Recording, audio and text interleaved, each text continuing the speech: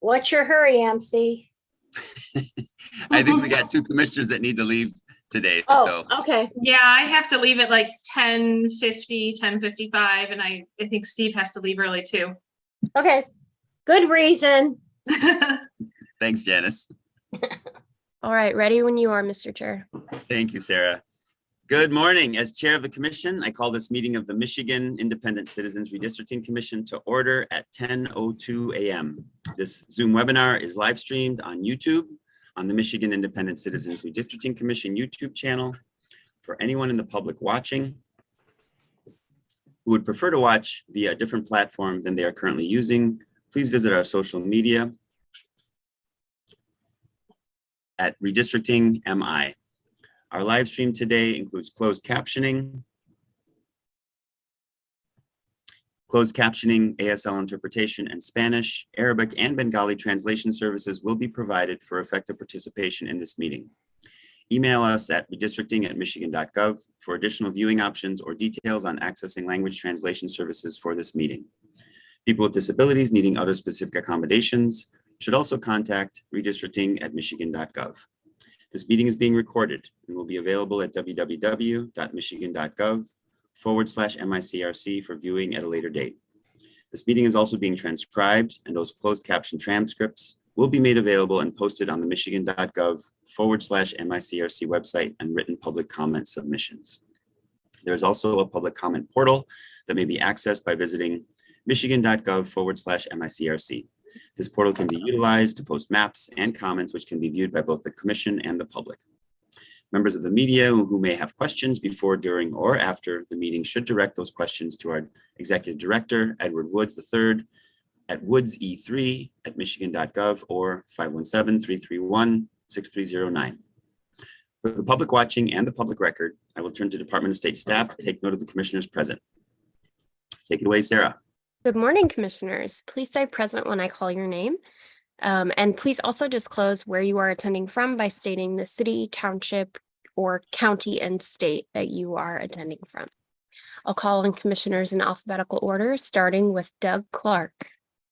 Present, and I'm attending this morning's meeting from Huntington Beach, California. Juanita Curry. Anthony Eade. Present, and I'm remotely attending from Detroit, Michigan.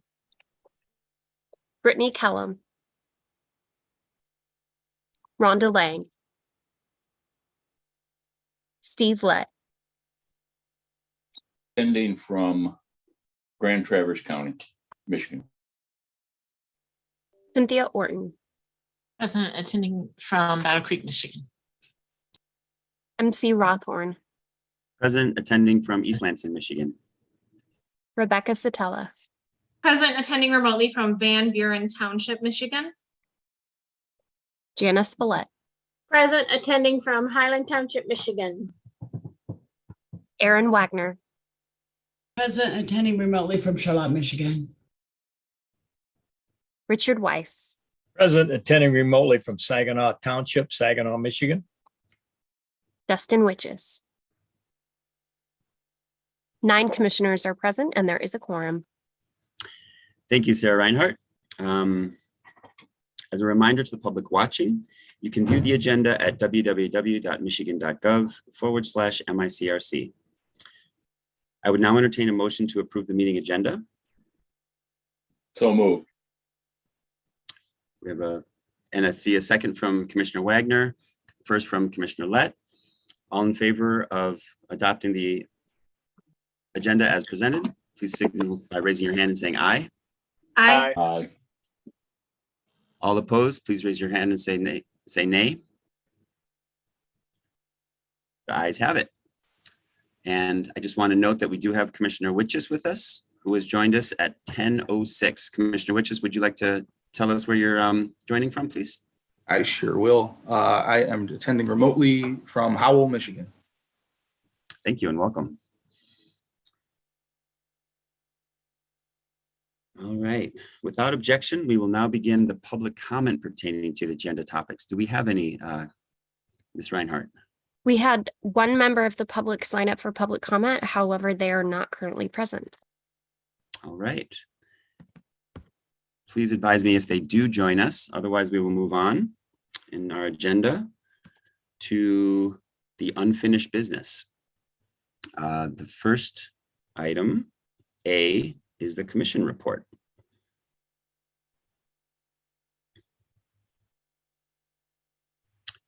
Without objection, I will ask Edward Woods III, our Executive Director, to present this item. Hearing no objection, please proceed, Mr. Woods. Thank you, Commissioner Rothorn. Good morning, commissioners. I want to go ahead and share my screen so that we can see exactly what is taking place. If you're able to see my screen, nod your head. Perfect. All right. As you know, at our last meeting, we had a commission report. We provided a draft commission report at the last meeting, including the dissenting report from eligible commissioners. We requested edits from commissioners. We did have those edits go through a legal review process to make sure they're okay. And then we provided the revised commission report and posted it. And so this was the process that we followed. We did have changes that were submitted by Commissioner Orton and Commissioner Zatella, grammatical changes that were reviewed by the attorneys. And now we have the commission report for your approval at this time. Thank you, Director Woods. Are there any questions or comments or debate? Commissioner Zatella. I move for us to adopt the commission report as submitted. Second. All right, second from Commissioner Lett, first from Commissioner Zatella, to adopt the commission report as presented. All in favor, please raise your hand and say aye. Aye. All opposed, raise your hand and say nay. The ayes have it. Thank you very much. Next on our agenda is 5B, where we will discuss dormancy and reactivation plan. Without objection, I will ask Commissioner Stephen Lett, our legal liaison, to present this item. Hearing no objection, please proceed, Mr. Lett. Thank you, MC. We've had this list out for some time. There have been some suggestions that we've incorporated in that. It will need to be, the dormancy will need to be put into policy format, which I will be working on. I've talked with Sarah Reinhardt today, and we'll be meeting sometime in September with Mike Brady, I assume Mike Brady and her, and what other representative would be necessary from the Secretary of State regarding implementation of the dormancy policy and the items that the Secretary of State will need and how that will work when they kind of take over as we go dormant, and then we'll report back on that. So if there are other items after this that you want to be considered in the dormancy report, or in the items that Edward had sent around that we anticipate will have to be handled by the Secretary of State, let me or Edward know so that I can talk with the Secretary of State and bring back a report once we get through that. There'll be a number of things that Edward has outlined that they'll need to do, plus whatever we do on the dormancy. So that would be the report. And if there are any questions, be happy to take them. Thank you. Commissioner Callum has just joined. Thank you, Commissioner Callum. Welcome. Do you want to tell us where you're joining us today from? Good morning. Joining from Wayne County, or attending remotely from Wayne County. MC gets me up. Hi, everybody. I see. I think I saw Commissioner Clark's hand first.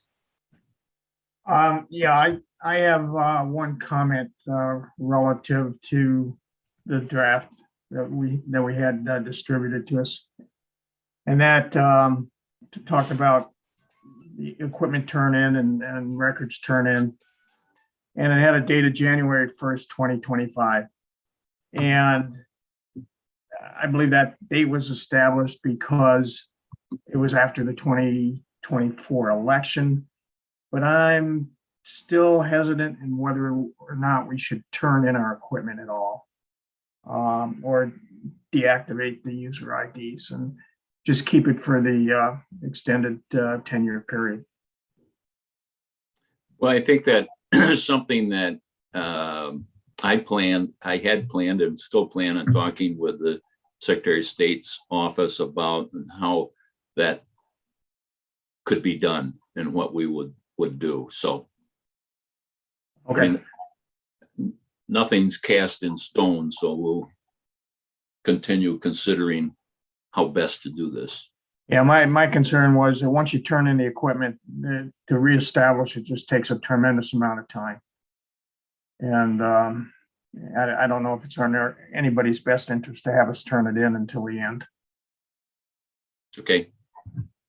Thank you both. I did see Commissioner Ead's hand in person before I saw Commissioner Satella. So go ahead, Commissioner Ead, and then we'll go to Commissioner Satella. Can't hear you, Anthony.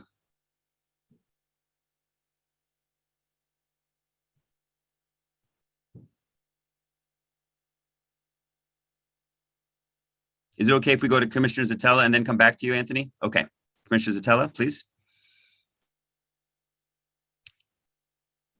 I was just going to say, in terms of the computers, I don't know what the state's process is for refreshing computers too, but most companies have like an IT policy of 3 to 5 years where they update computers anyway. So we should probably verify what that cycle is. And I see Sarah just kicked her hand up too, because, you know, I don't know that we could keep our current computers for 7 years and still have them be functional, because there's going to be so many changes in the IT world and the security settings and all of that. So that's another sort of nit that needs to be worked out. Ms. Reinhardt? Commissioner Ead can go ahead if he's able to speak now. Nope. Write it down, Anthony, and hold it up. Anthony, let me know if you'd like me to assist with you dialing in on your phone for audio. But I'll go ahead and speak to Commissioner Satella's comment. So we have had internal discussions about how to handle all electronic devices and records here internally at the Department of State. As you've had staff depart your team, we've had to consider how to do that for General Counsel Pastula and former Executive Director Hammersmith's equipment. Essentially, when they departed, this is what they did, and when you all depart, this is what we plan to do. And Commissioner Lett, we can speak more about this as well in our meeting. But essentially what will happen is that your devices will be put on litigation hold, which means that they will be held for a period of time. Sorry, I'm getting some feedback. Okay, they will be held for a period of time, at least until the next commission is seated, in anticipation of if a legal challenge were raised and the devices needed to be reactivated. Commissioner Satella, you're absolutely right that electronic devices do have a short lifespan, and it's likely that if 7 or 8 years from now there were a legal challenge, that those devices would be out of date. So in addition to storing the actual devices, the computers would be, I believe, what's called imaged. There would be an image taken of the device, meaning that all of the contents, everything on the hard drive, would be saved and could be downloaded onto a newer device that is more updated for you all to use if that occurs. So I hope that helps to answer your question. And again, Commissioner Lett, we can discuss this further at our meeting that you've requested. The other thing that I've thought about, been thinking about, if there is a challenge that results in us having to go back to mapping, we need to have the information that we worked with last year. You can't go back and start mapping from 2024 with those numbers, because that's not what was in place in 2020. So that's going to take a little coordination with the EDS and that programming. So that's another layer that we're going to have to look at. So. Thank you for that. That helps me get caught up. Commissioner Eid. Or sorry, before. Okay. Sorry, Can you hear me Sarah now? Reinhardt, your hand is still up. Sorry, did you have anything else before we? Oh, no, apologies. I'll put that down. Okay, thank you. Commissioner Eid, sorry. That's okay. Can you all hear me now? All right, there we go. That's weird. I don't know what's going on. So I would like this policy a lot more than what was discussed at the last meeting. So I just want to say thanks to everyone who worked on putting it together. The only possible issue I see is, and this can be up for discussion, do we want to leave it up to MDOS to decide, when we get reactivated? Right now we have a Department of State that works with us very well, and I'm sure we're all very appreciative, but that might not always be the case for the next 10 years. There is a chance that, there's a Secretary of State that doesn't like this commission so much, and perhaps they wouldn't want to reactivate us for whatever reason that may be. So that might be something to think about.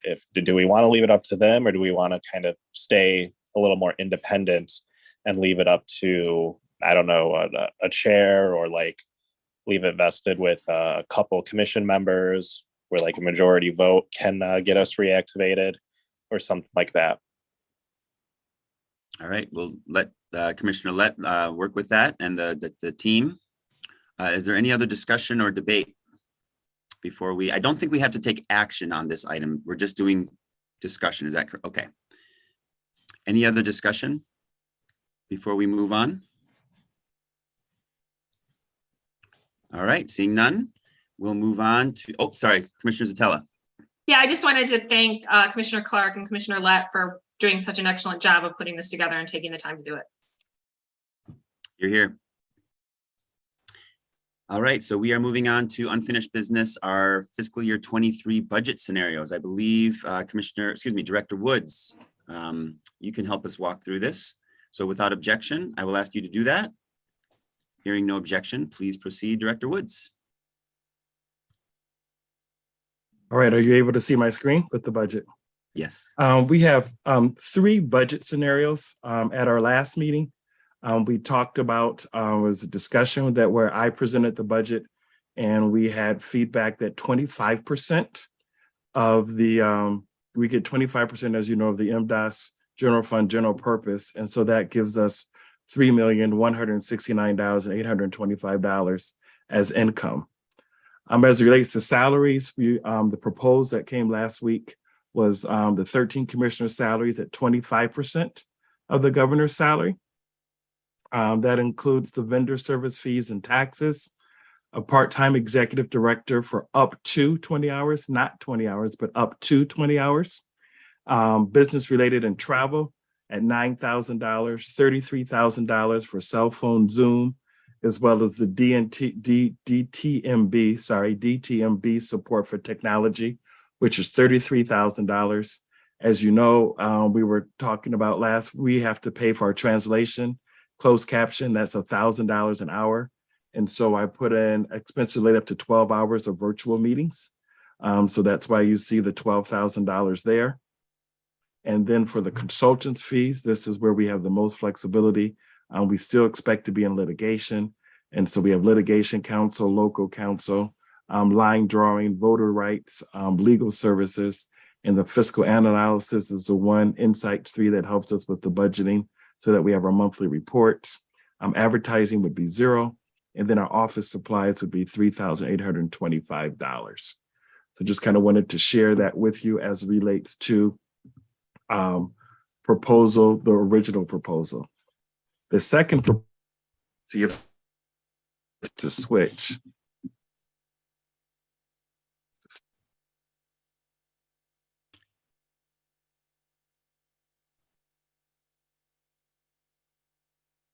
Are you able to see the next budget option on the screen? Option 1, yes. Perfect. Option 1, same thing with regards to the income. That doesn't change because that's Constitution, but it reduces the salary. And so what this is 13 salaries at 25% of the governor's salaries. That includes the vendor service fees and taxes for up to 12 meetings a year, up to 12 meetings a year. The commissioners must attend the meeting in order to get paid. The commissioners must attend the meeting in order to get paid. And so what are you seeing now? 151,000, I believe, for line item. Okay, good, great. Mhm. And then I just want to make sure that, and so what happens is I want to make sure commissioners clearly understand is that the commissioners are only getting paid on a per meeting basis in option one, a per meeting basis, which required attendance, and that would be $1,350.80 per commissioner. In other words, if you did not attend the meeting, you do not get paid. Let me repeat that again. If you did not attend the meeting, you do not get paid. Thank you, Director Woods. I see two hands. Can we take some questions, or do you want to finish presenting before we do that? It would be helpful if I could probably present, because then that way we can just. Is that okay? Questions at all one time, but I'll defer.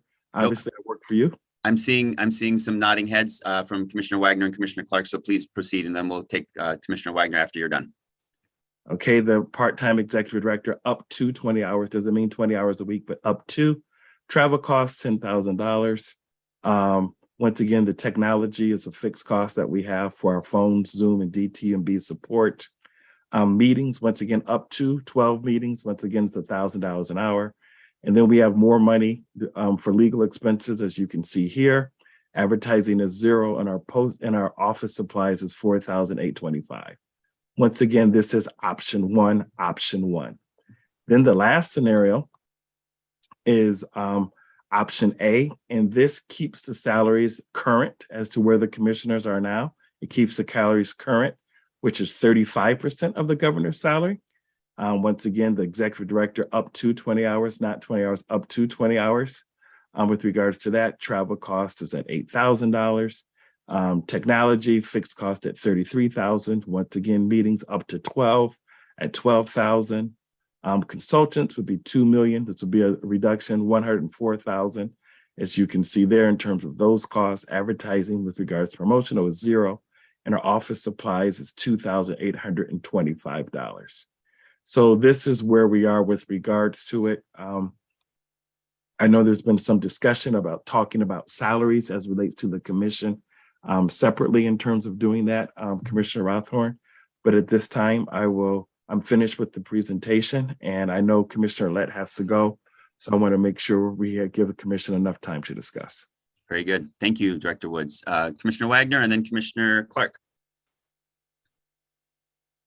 Thank you, Chair Rothhorn. I have a question, Mr. Woods, Executive Director Woods, relating to option one and meeting attendance and whether or not you get paid. Since payment is every week, how are you going to do that, actually? Because if we've got 4 pay periods in that month and we only have 1 month meeting, how are you going to figure out who's attended and when are you being paid? I mean, so sure. that's my one. Thank you, Commissioner Wagner. You would only get paid for that 1 week. You would not get paid every week in this current proposal. You would only get paid for that 1 meeting that you attend. The other 3 weeks, you would not be paid. Thank you for clarifying. Commissioner Clark. Yes, I got a comment relative to option one about the payment if you don't attend the meeting. There's a bunch of work that is done outside the meetings. And if for some reason, let's take Steve, for example, he's working on our coordination with the litigation teams. If he spends, let's say 5 hours during the course of a week and misses the meeting, he's not going to get paid for that effort. And I think that that's a little unfair, that this option leaves out the ability to pay people for the efforts that they put forth. So I would suggest that this option be tabled and the other two be considered. Thank you, Commissioner Clark. Commissioner Zatella and then Commissioner Witches. Yeah, I actually have the same observation that there's a lot of work that happens on the outside that, you know, isn't just attending a meeting for a lot of us. And then I would also, I just think administratively that's going to be difficult to implement, and it's not consistent with the Constitution anyway. So in light of that, I actually would like to make a motion to adopt the MIC-RC FY23 draft budget, which is the version that has the 13 salaries at 25% of the governor's salary, but does not have that provision about attendance being required at a meeting in order to be paid. Second. I hear a second from Commissioner Witches. First from Commissioner Zatella that we're adopting the the original draft budget that has been proposed by Commissioner Woods, or excuse me, Director Woods. Is there any other discussion before we take a vote? Okay, I see Commissioner Eid.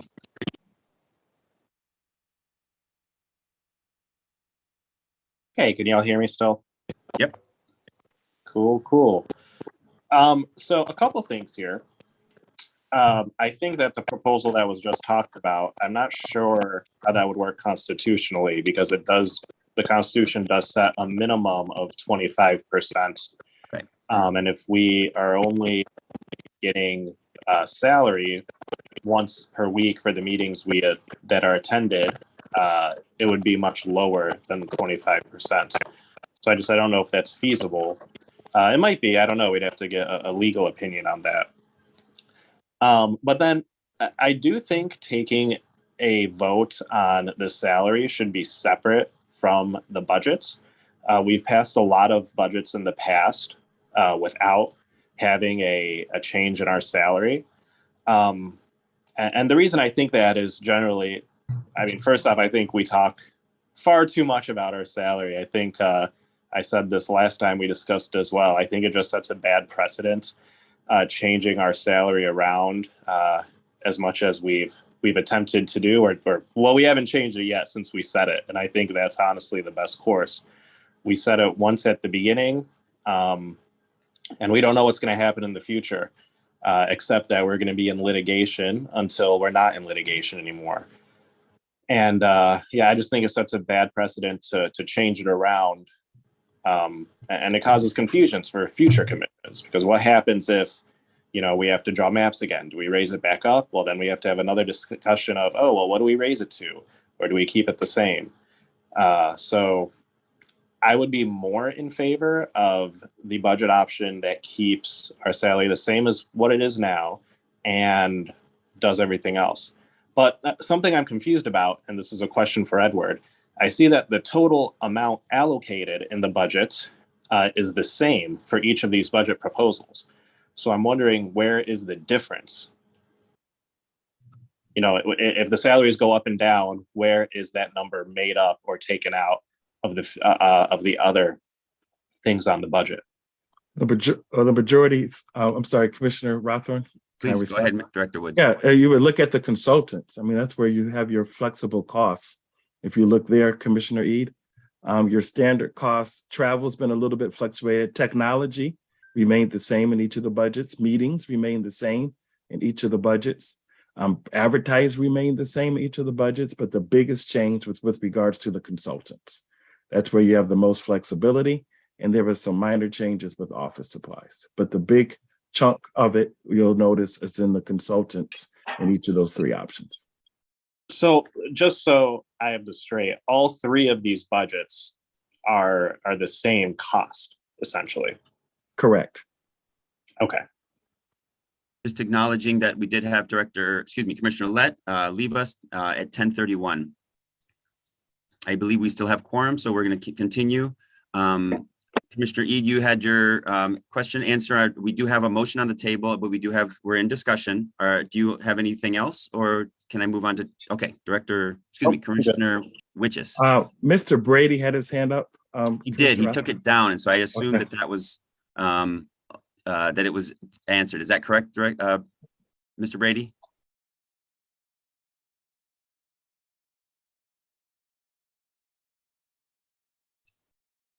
Good morning, Chair Rothman. I was going to respond, but it's I was going to acknowledge that the commission received a legal analysis from its lawyers as part of the FINK analysis. It addressed the question about whether it is unconstitutional at this point to reduce the salary below to reduce the compensation that the commission receives to below 25% of the governor's salary, because the language in subsection 5 says each commissioner shall receive compensation. It does not say shall receive a salary at least equal to 25% of the governor's salary.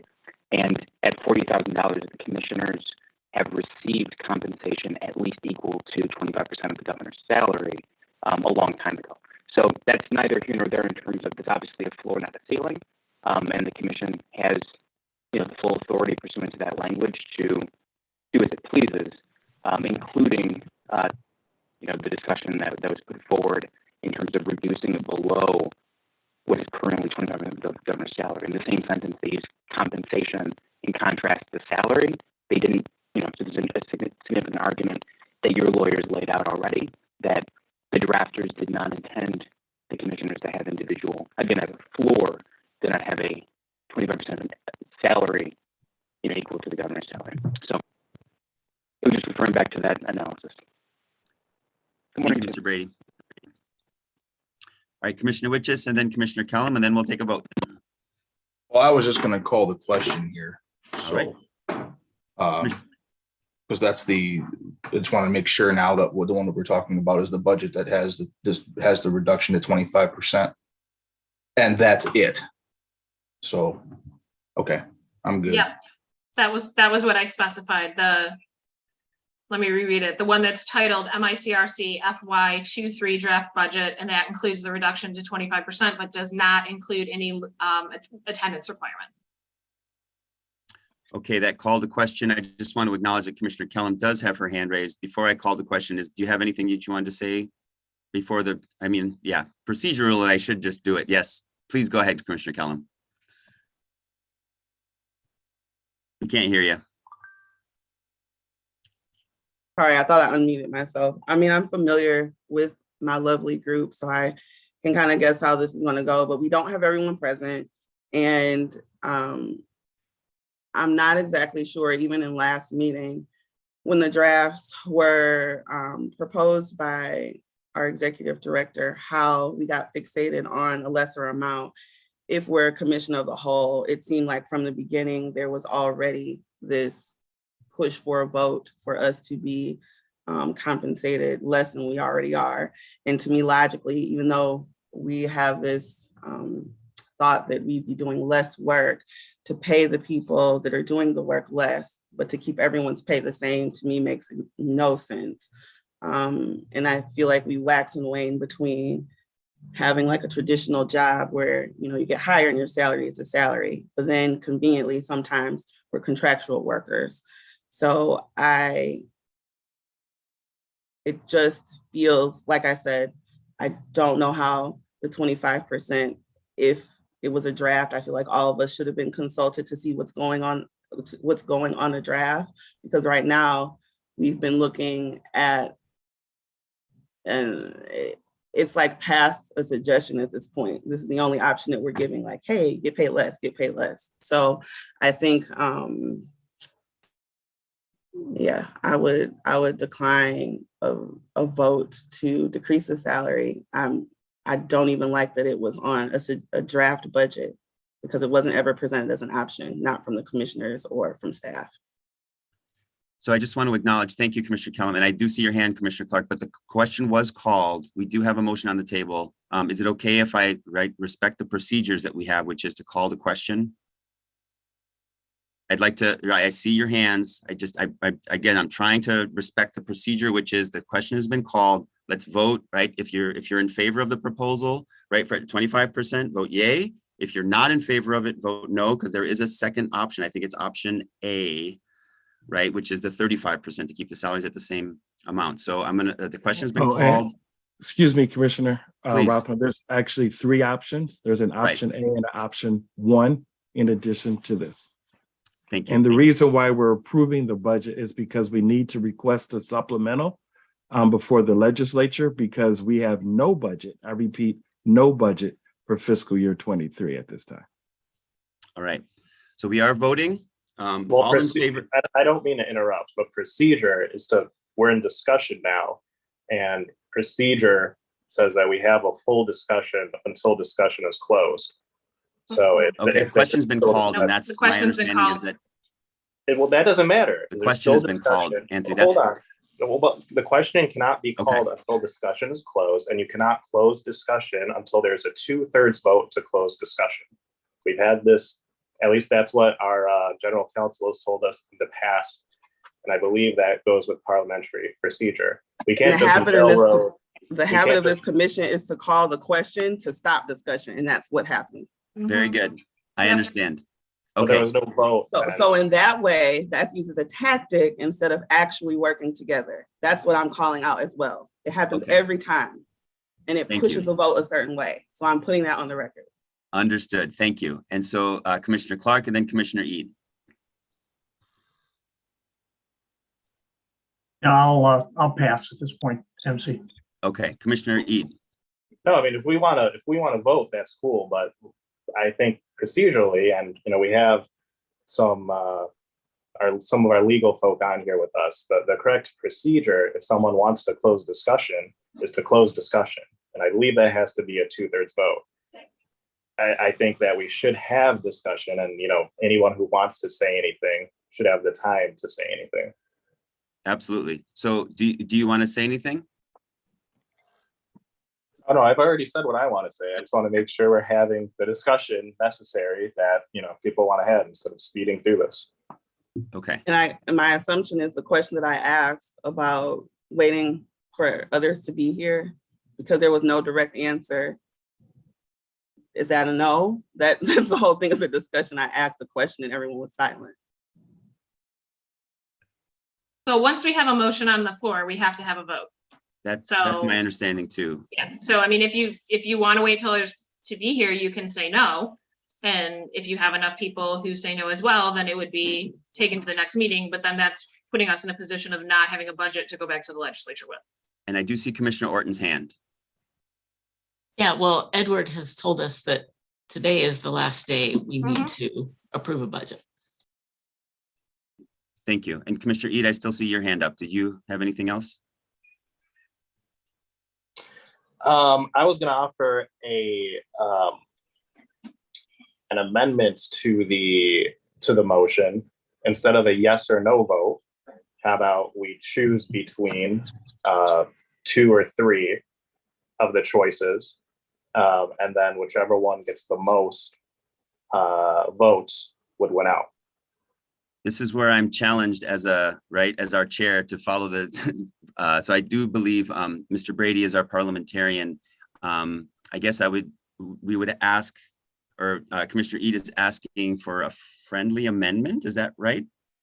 And so we would have to ask the person who, right, Commissioner Eid is asking the person who did the first, and I believe that was Commissioner Zatella. You're asking me to do what? So I'm just making sure with our parliamentarian, because my Robert's Rules of Order, I want to get it right, but I need help. So I believe that what Commissioner Eid is asking is that for a friendly amendment to, you want to restate it, Commissioner Eid? Yes, I was saying instead of it being a binary yes or no choice on the one budget choice, can we change it to voting which budget you want out of the 2, and then whichever one gets the most votes would win? No. I don't Anthony, think I that, have to leave in 10 minutes, and doing that is going to delay things. There's already a motion on the floor. I just prefer we vote on it, and if it fails, then we can consider other options. that's not, and also, sorry to interrupt, that's not a friendly amendment either. That's that's changing Maybe changing the entire thing. If it Very was good. changing like an amount, then that would be different, but Thank you. I appreciate your patience and I appreciate the discussion and the dissent, I'll say. And we do have a motion on the floor. For the first, no, it's Commissioner Zatella has already restated it. That is the budget that we are voting, yes or no. All in favor of approving. roll call. Let's do a roll call. Thank you. Commissioner, Ms. Reinhardt, please help us. Absolutely. Commissioners, please indicate your support of the motion with a yes or a no. Commissioner Sotelo, would you mind restating the motion for the record?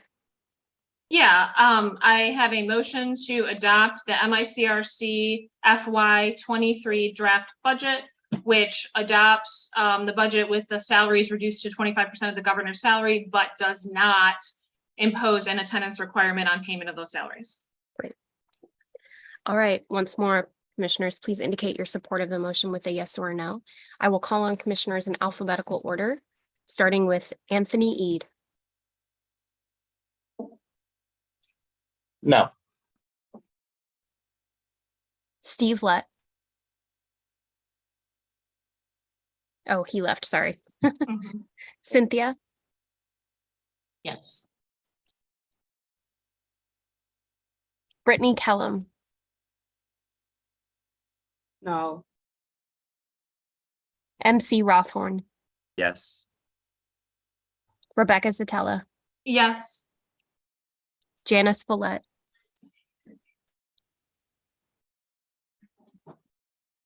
Yes. Aaron Wagner, No. Richard Weiss, No. Dustin Witches, Yes. Doug Clark, Yes.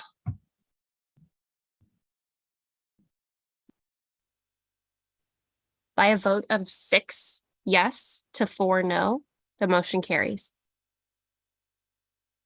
All right, thank you, Ms. Reinhardt.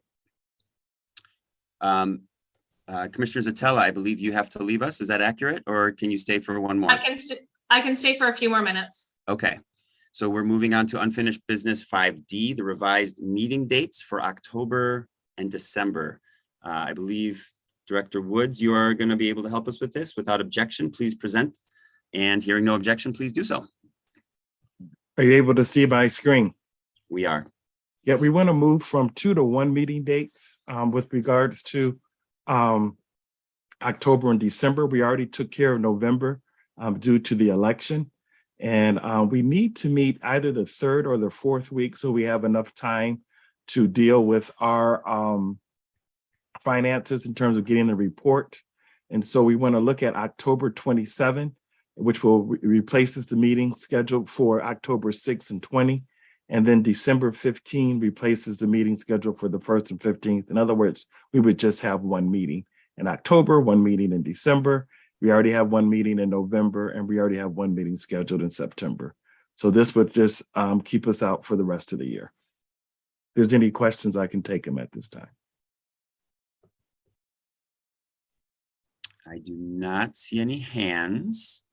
All right, may I have a motion? Commissioner Orton. I'll move to adopt those dates. Thank you. And I see a second from Commissioner Weiss. I do see that Commissioner Witches is still with us, just having to drop his video for a moment. So we do have the motion on the floor to accept the dates as presented by Director Woods. All in favor of changing these dates, raise your hand and say aye. Aye. All in favor or not in favor, please raise your hand and say nay. The ayes have it. And I was in the affirmative, by the way. Thank you, Commissioner Witches. All right. We do have 5E, Election Data Services. There's an addendum that Director Woods is going to present for us to help us understand how they're going to be a part of our future litigation. Right. The addendum basically provide expert support service to the commission and its attorneys in connection with lawsuits pending on the date of execution of this addendum, challenging the commission's redistricting plan. In our contract with EDS, it says that if we were going to use Dr. Lisa Hanley, who's with the EDS, that we would have to make a change, an addendum to the current contract. And that's what this allows us to do. I do want to recognize that our local counsel, Nathan Fink, is on here as well. And if there's anything he would like to say, would like to provide him, Commissioner Rothhorn, with that opportunity. Please proceed, Mr. Fink. Thank you, Chair Rothhorn. Good morning to all the commissioners, and I hope you're all doing well. And thank you to Edward for giving me the opportunity. I just, when I had spoken with Edward and Commissioner Lett recently, Commissioner Lett, who I know has left the meeting, but asked that I provide just a very brief update as to the status of the pending cases. I've been sharing the documents as they've been filed, and I think those have been passed on to you by Edward. But there's two cases pending, federal cases. The first one is the Binarian matter, which I think you're all familiar with. You'll recall that the three-judge panel in the Western District of Michigan denied the plaintiff's motion for preliminary injunction. They have now appealed that to the United States Supreme Court, and that appeal remains pending. The response that will be filed on behalf of the commission and the commissioners is due on September 30th. That was pursuant to a 30-day extension. The plaintiffs had also received a 30-day extension. And then after that's submitted, the other side gets a chance to file a reply brief and sort of get the last word in writing. And then we wait to hear from the Supreme Court as to whether as to what they want to do with it. And again, that relates to the motion preliminary injunction that was denied by the three-judge panel. The other case is the AG, I call it the AG, it's AGEE is the name of one of the plaintiffs, but it's the AG case. And that one is challenging the state maps, the state House and Senate maps.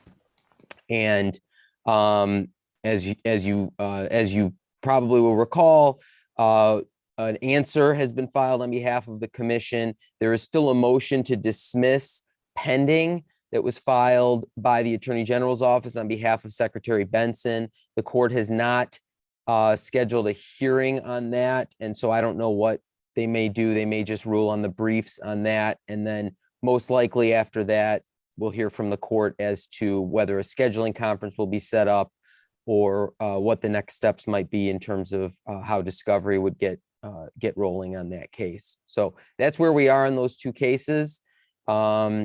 And happy to, address any questions commissioners might have in terms of where we are procedurally, but really nothing substantive to report.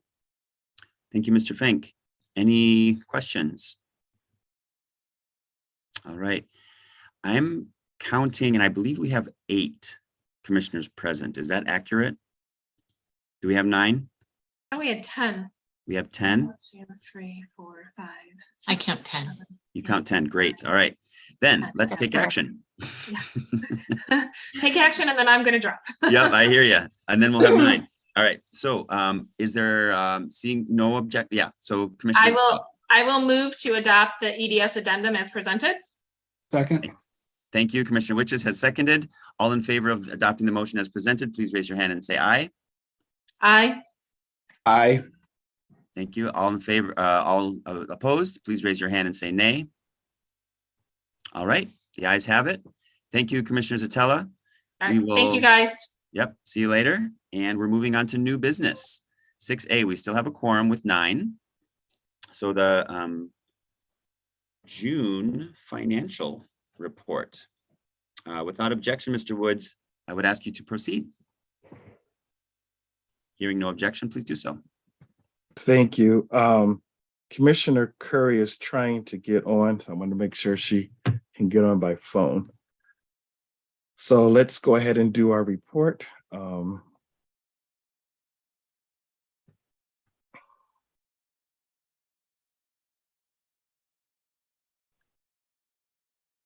right, let me know if you're able to see the screen. We are. You are, perfect. We had legislative appropriation October 1 and July. Our budget, our actual budget is $5,308,900. If you look at the column under June, you will notice we spent $107,633.50 in salaries, commissioners and staff. Our travel cost was $247.93. Our technology is $934.52. Our consultant costs were $39,773.90. And our office support was $15.89 for the entire month of June. we spent $148,605.74. I need to be clear that this did not include outstanding legal bills that we had for our litigation counsel, as well as our local counsel that totaled $542,718.67. We were holding that aside until we got the appropriation. So just kind of want to share that with you. I know you see the appropriation there now, but just kind of wanted to provide context with regards to that. And then if you look at the actual budget, you see where we are at the end of June. We're under as relates to our budget amount in salaries. We're under in travel costs. We're under in meeting costs. Technology, that big bill usually comes in September from DT&B. For integrated services, you'll see a larger bill that will get us closer to that 35,000. We're under in advertising. Right now we're under, but mentioning the outstanding legal bills as relates to consultants, office support, we're under as well. So this increase, obviously from the legislature through the state budget office, was very helpful with regards to us meeting our obligations, but this is kind of where we are. Just wanted to share that with you. I could take any questions at this time. Commissioner Clark. Yes. Could you put that back up on the screen, please? Yeah, the question I had is more of an administrative thing. We're dated June 30th, 2022. That's the budget as of that date. But yet you have a transaction that's in July of 2022, which is a legislature appropriation. I don't believe that should be there. I mean, I can take that off. It was just more or less people knowing where we are because we were anticipating that. Correct. Because of that. But nope, I can take that off. Yeah, and I just wanted to make it so it's not confusing to anybody. So, okay, that's my only question. Thanks. Thank you, Commissioner Clark. So any other questions or comments? It is helpful, Director Woods, to see these monthly expenses. I appreciate it. And I do believe that what Commissioner Clark said is useful, right? We've got a July expense also. Is that accurate? So right. We can take a motion to do we need to accept the adopt financial this report with the change, Commissioner Rothorn, recommended by Commissioner Clark? Okay, so we do have to take action on approving this. Accepting the financial Accepting report. it. Okay, we are accepting the report. All in With favor? With the change by Commissioner Clark. Someone needs to make that motion. I can't do it. A motion to accept the report, the June financial report, please. Commissioner Clark? Yeah, I'll put a motion forward to accept the June financial report with the one adjustment that we discussed. Great. And then I'll see second it. Commissioner Orton. Okay, thank you, Commissioner Eden, Commissioner Orton. But Commissioner Orton is the second. All in favor of accepting the report, the June financial report with the modification as described, please raise your hand and say aye. Aye. All opposed, raise your hand and say nay. The ayes have it. And we are moving on to our July financial report. The next item on our new business, 6B. Director Woods, take it away, please.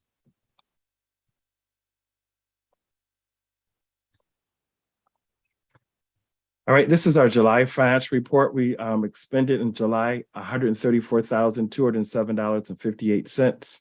$85,445.30 went to salaries. $164.84 was to travel costs. $208 was for advertising. That's mainly our subscription to Gunware, just so we're clear. That's on a month to month. The consultants is $47,442. This is where we did pay our outstanding balance to the local council. It's included in that, but we have not paid the $512,260.63 to our litigation counsel. So just wanted to make sure you're aware of that. $154.39 in terms of office support, and that gets the total. If you look at our actual compared to our budget, we're still under in every one of our categories at this time. I also want to be clear that we have not received a bill from our line drawing, our EDS, since March 31st. I've been working with them to get their bill.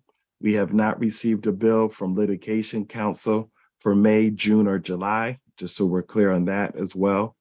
And I believe we We might be a bill away from our local council in terms of up to date. So those are things that I'm working on with regards to making sure we do that as we get timely, but also as we get close to the end of the fiscal year, as you know, which ends September 30th. So we want to make sure that we're current with all of our bills and our obligations.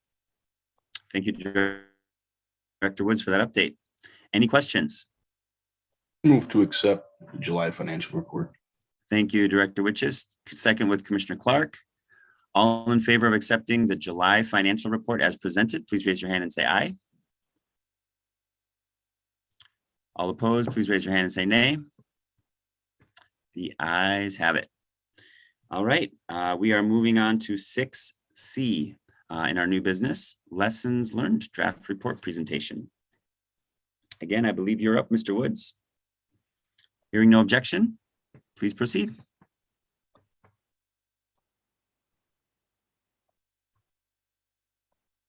All right, with our lessons learned draft report, just want you to understand where we are. We're in the process of identifying gaps to ensure an inclusive and comprehensive report.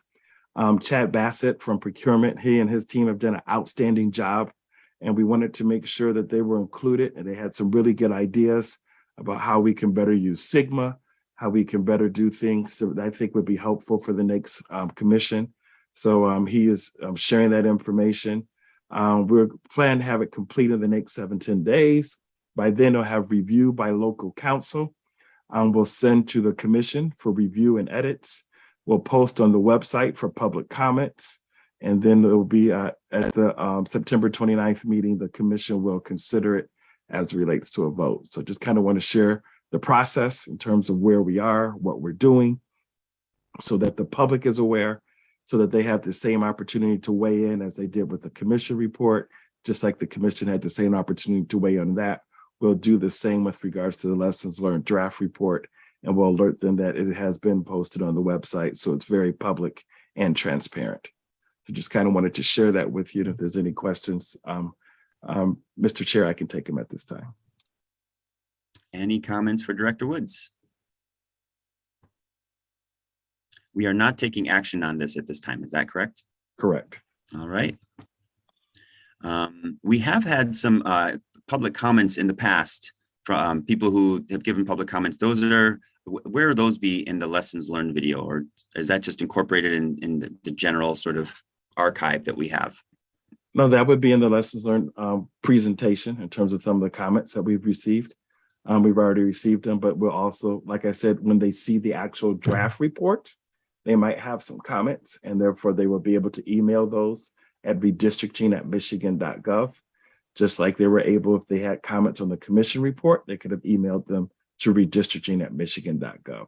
Right. So it's the actual document that I'm speaking to, not the comments we've already solicited for them that are included in the report. Thank you. All right. Then we are moving on, seeing no other discussion or questions. We're moving on to the number 7 on our agenda, approval of minutes. We have 2 sets of minutes to approve. The first one on our agenda is from the June 9th meeting. These draft minutes have been provided to the commission before this meeting and are posted on the website. Are there any edits?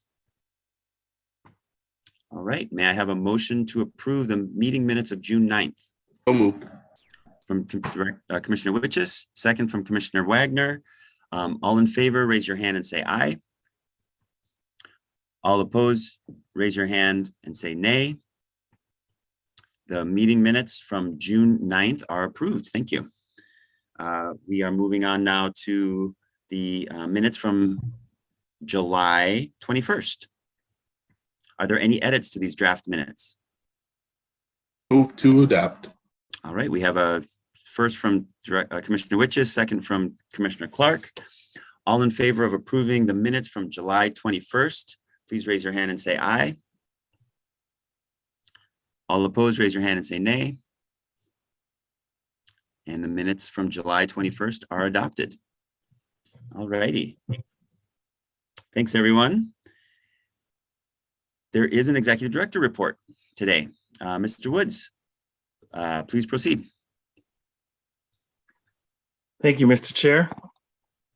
Here is our report. Want to again thank the Michigan Legislature and the State Budget Office. As you know, we did receive our budget supplemental of $2.2 million. So if we can just give them appreciation so that they can know that we appreciate the cooperation and the working relationship. And as you already know, we'll be submitting our fiscal year 23 budget supplemental this afternoon. We did have a press availability on Monday, July 25th. For the public that may want to watch that, they can go to our YouTube channel and see that. With regards to good marketing, we really want to thank them for our commission report that they've made, as you could tell, look very nice and pretty, looks different than the rough draft you got last month. And so just want to acknowledge their efforts, and spent time with them on Monday with regards to our lessons learned video, and that's coming along very well. We expect to have a draft in the next few weeks. Also want to thank, as you know, we've had the Legislative Services Bureau. They've done a yeoman's job in helping us with our audit. And so I want to give specific thanks to Janelle Phelan and Lori Kleinfeld for all the work that they've done behind the scenes. A lot of people may not know who they are, but they have been extremely, extremely helpful. And just want to make sure that we appreciate them and thank them for the work that they've done each and every week to ensure that our bills are getting paid. So just want to thank them. And last but not least, Insights 3, Bob Wines and Gosha, who have done a tremendous job helping us to make sure we have our financials, and so that we can look at our expenses and what we're doing every month. So just really want to thank them for that as well. And that really sums up my report because most of it has been done during the meeting. So if there's any questions, Commissioner Rothman, Mr. Chairperson, I can take them at this time. Any questions for our Executive Director? Commissioner Clark. Not a question, but a comment. I think we owe a lot of appreciation to Janice for the work she's done on the audit. It's been very, very helpful, Janice.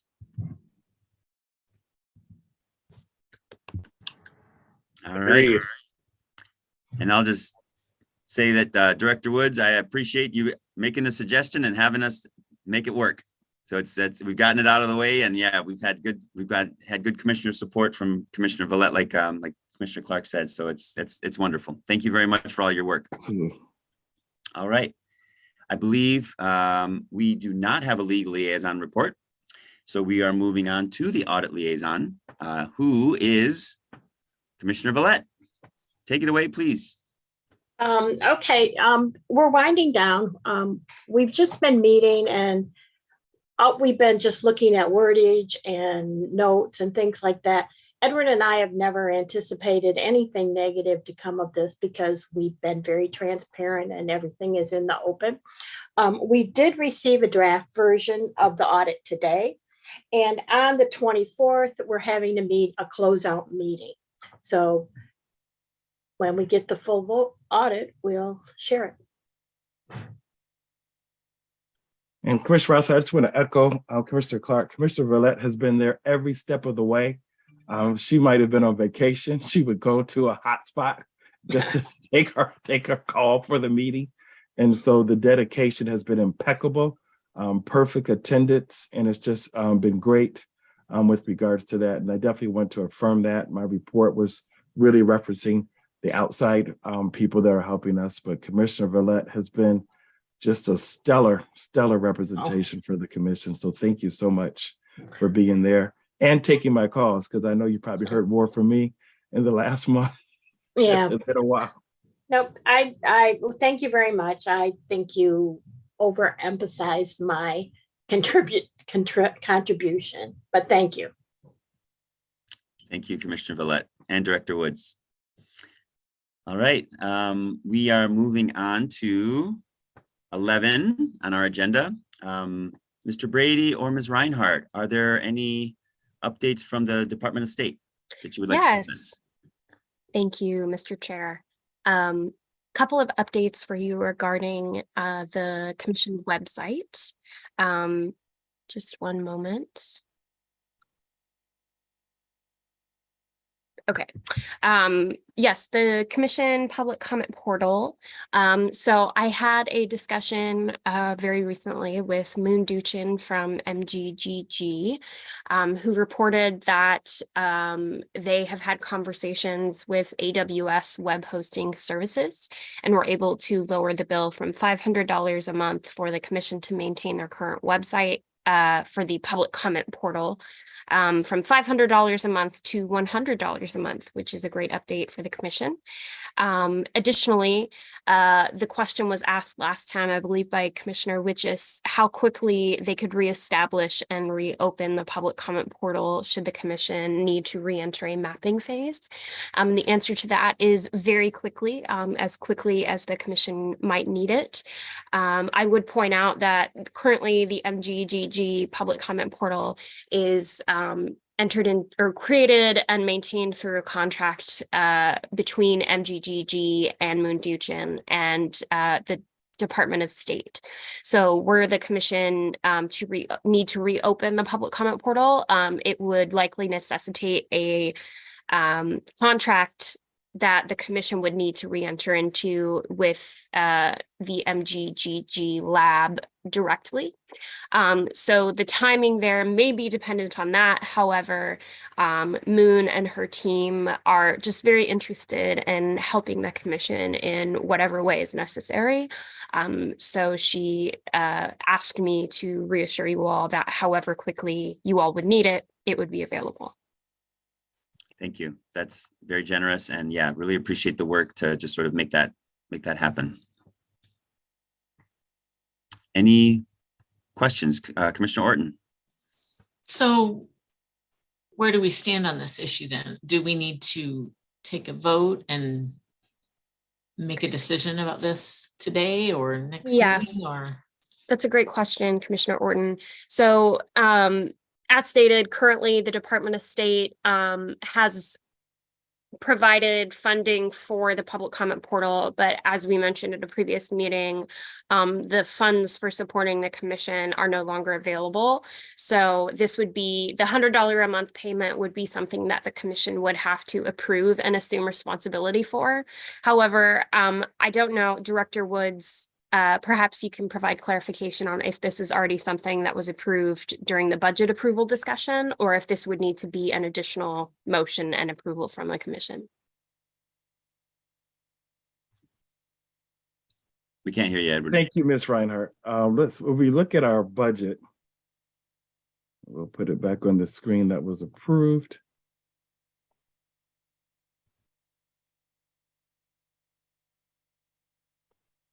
Hold on. Does everyone see it there? Mm-hmm.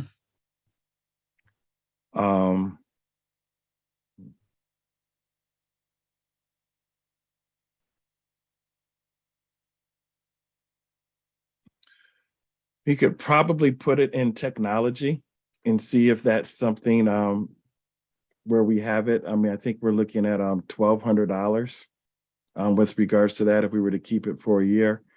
Before it was $500, and we discussed basically exporting it like similar to what we did with the mapping comments because of the cost. So if we really wanted to move $1,200, we could move it to technology. Like I said, we could probably take it from office supplies to be safe. I don't think we'll have that much. So instead of it being $3,825, we would reduce it to $2,625. If that's something the commission would like to do. Commissioner Orton? I think that math might have been a little bit off. I'm not sure. You can double check, but anyway, if you think that that's well, I'm just saying 3,825 is what we have. Minus 1,200 would be 2,625. Is that not right? Nice. 3,825 minus 1,200 would be $2,625. Is that not correct? Okay. Possibly. All right. Well, somebody fact check if I'm not getting it right. The numbers in my head aren't working today. So the question is, do we want to pay $1,200 a year to keep the public comment portal up, but it's not being no one else can leave comments. It's just to be accessed to see the comments, right? Or do we want to save that amount of money and basically all the comments and everything would be viewable on our website? That's correct. That's the Commissioner Orton. The difference between the two would just be how they're visibly laid out. Admittedly, the public comment portal, as it exists now, is just a bit more user-friendly and navigable for members of the public, where the public comment portal is to solely be retained on the commission's website at michigan.gov/MICRC. It would likely be either in an Excel document or a full PDF export with various links. So it would still be searchable. However, the functionality that exists on the current public comment portal for searching based on subject matter and topics like that function would cease. And if we take no action today, if we do not, oh, Commissioner Eid, please. Can't hear you.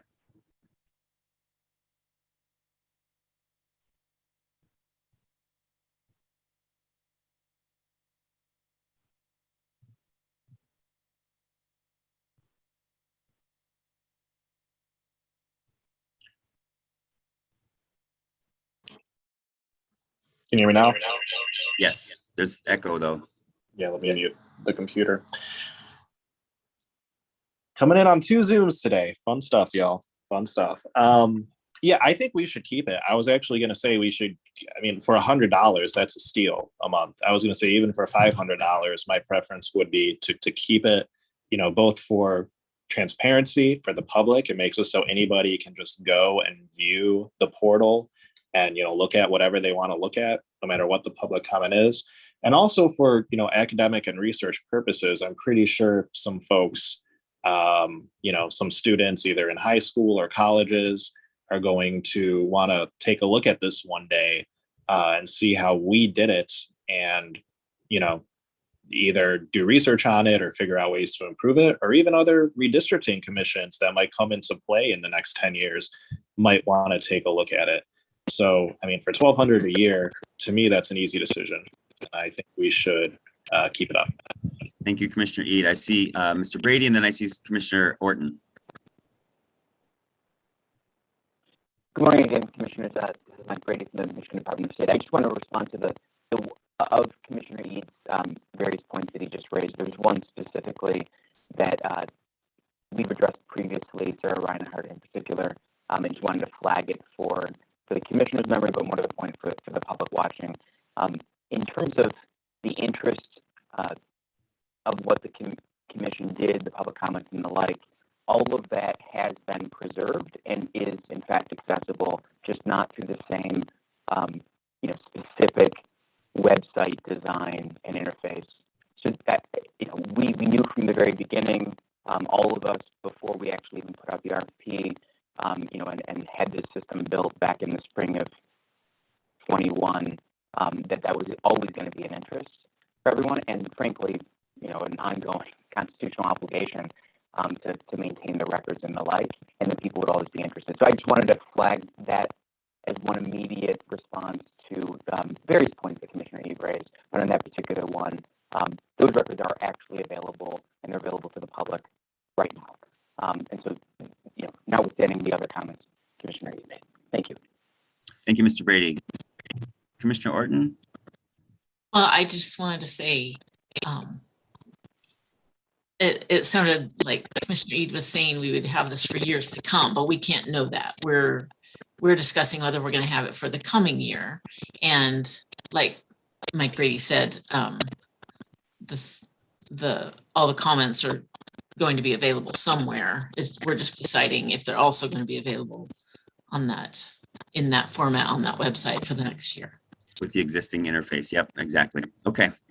Any other comments? It does sound like we need to, well, I guess I want to clarify. I thought that it was as of August 1st that we needed to, that the commission would need to start paying to keep the website up, because that has passed, is if we don't take any action today, does it, right, do we just keep the format, meaning it's been downloaded, it is, right, accessible and searchable, but it is in the current format, and that the website is already down because August 1st has passed. Did I understand that correctly, or do I have that wrong? So the website is up through the end of August. So it would be by September 1st that it would come down if no action were taken today. So the website would come down and the record would be retained on the michigan.gov/MICRC website. Thank you, Ms. Reinhardt. Director Woods. Yeah, if we want to continue it for a month, we have money within our existing budget to do that, just so we're clear. And Commissioner Rothman, I think what you're referring to was the translation and things. We picked up that cost starting this month. Okay, thank you for that clarification. Okay, what do we want to do, commissioners? We're at the report level, right? I think MDOS has helped us with the report. We've got an understanding that we have an option to keep this. We can adjust our budget. Commissioner Eid. Nope. Yep. Nope. Hello. Whoa. Yeah, I'll motion that we. Sorry.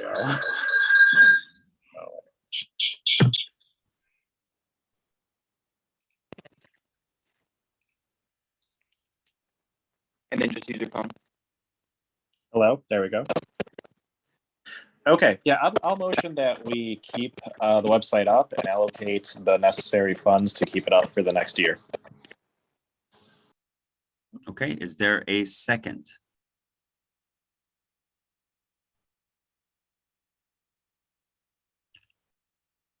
No second. All right. So the motion is no motion. Okay. It's unmotioned. Okay. And well, that helps us. Case, I'll motion to, we have to make some decision, even if the decision is not doing that. So I'll do a motion to not keep the website running and have the public comments stored. However, Mr. Brady just said they were being stored. Commissioner Eid, before a second is made, I just want to confirm that if the commission were not to take action, public comments would be stored. Public comments are available and accessible on our website, regardless of what the commission decides to do with their website. And should you all not take action, the website will come down at the end of August. So no action is necessary if the commission does not want to proceed with hosting the website. Thank you, Ms. Reinhardt. I do see two hands. Commissioner Villette and then Commissioner Clark. I just have a question. For the rest of August, is there some way we can put on the portal where they can go and that it's going to end on the last day of August? Because if we could tell them that they could get the information, somewhere else, that might be helpful. Absolutely, Commissioner Villette. I think that's a very reasonable request that we can make from MGGT. Commissioner Clark.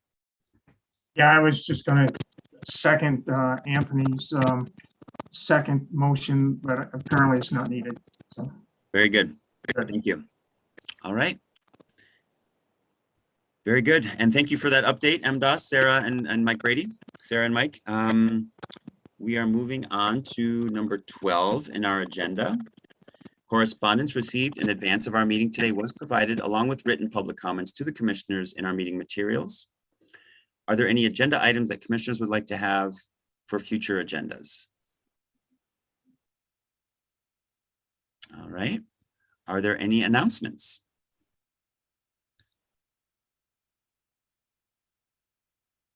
No announcements. All right, then we are at number 15, adjournment. As the items on the agenda are completed and the commission has no further business, a motion to adjourn is in order. May I have a motion? So moved. Commissioner Witches, second from all of you, but we'll take it from Commissioner Orton. All in favor, raise your hand and say aye. Aye. All opposed, raise your hand and say nay. Very good. We are adjourned at 11:21. Thank you very